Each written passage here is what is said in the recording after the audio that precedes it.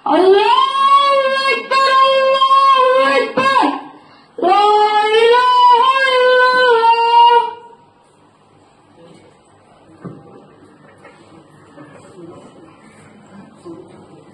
Alhamdulillahi Rabbil Alamin, Ar-Rahmanir Rahim, Maliki Yawmiddin, Iyyaka na'budu wa iyyaka nasta'in, ihdinas siratal mustaqim, siratal ladzina an'amta 'alaihim, ghairil maghdubi 'alaihim waladdallin.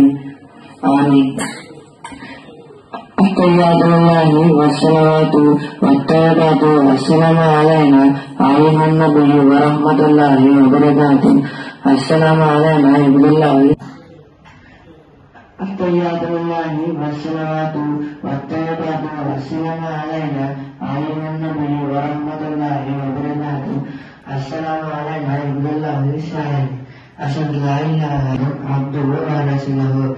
Allahumma shalli ala ali Muhammad wa ali Muhammad kama shallaita ala Ibrahim wa ali Ibrahim innaka Hamidum Majid.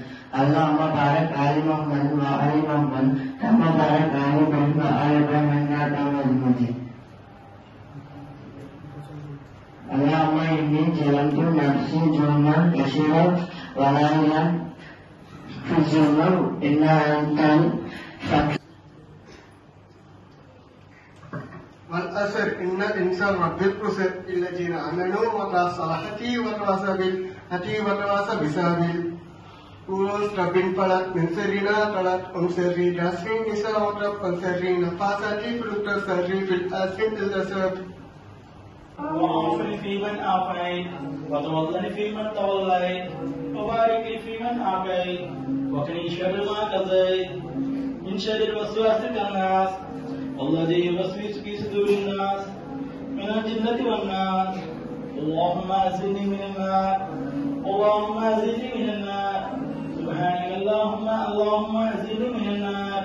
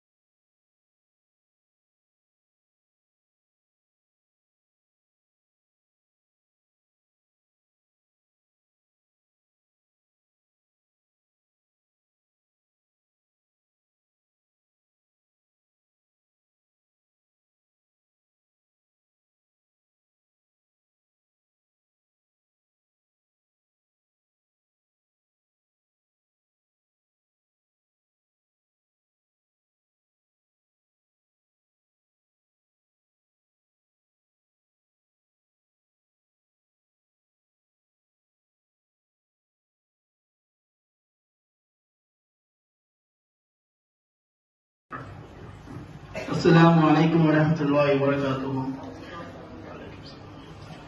మనం ఇప్పుడు రంజాన్ దాని ప్రాముఖ్యత తెలుసుకుందాం. ముస్లిం జీవితంలో 2 పండుగలు ఉంటాయి. అందులో మొదటి పండుగ రంజాన్, రెండవ పండుగ బక్రీద్. ఇప్పుడు మనం జరుపుకునేది రంజాన్ పండుగ. ఇది ఎలాంటి పండుగ అంటే నెల రోజుల పండుగ. ఇది 30 రోజుల పండుగ జరుపుకుంటారు. దీని పండుగ విశేషం ఏంటంటే ముస్లిం సోదరులు సోదరిమణులు అందరూ 30 రోజులు ఉపవాసం ఉంటారు. ఉదయాన్నే 5 గంటల లోపు సహరీ చేస్తారంటే భోజనం చేసేస్తారు. మళ్ళీ సాయంత్రం 6:30 తర్వాత మళ్ళీ ఏదైనా తింటారు. ఆ సమయం నుంచి ఆ సమయం దాకా ఇంక ఏది ఎప్పుడు తాగరు, తినరు.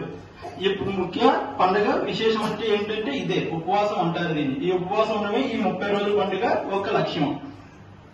అయితే ఈ ఉపవాసం ఉండి ఏదైతే దేవుడిని కోరుకుంటారో అది ఖచ్చితంగా జరుగుతుందని ముస్లిం సోదరుల నమ్మకం. అలాగే ఉపవాస పండుగ కోసం మనం కొంచెం చదువుతాం. ఇప్పుడు ఖురాన్లో ఈ విధంగా తెలిసింది. 2వ సూరాలో 183 ఆయతులో ఈ విధంగా ఉంది. వారు అంత ముందు ఉండేవారు కూడా ఇదే పద్ధతి పాటించేవారు.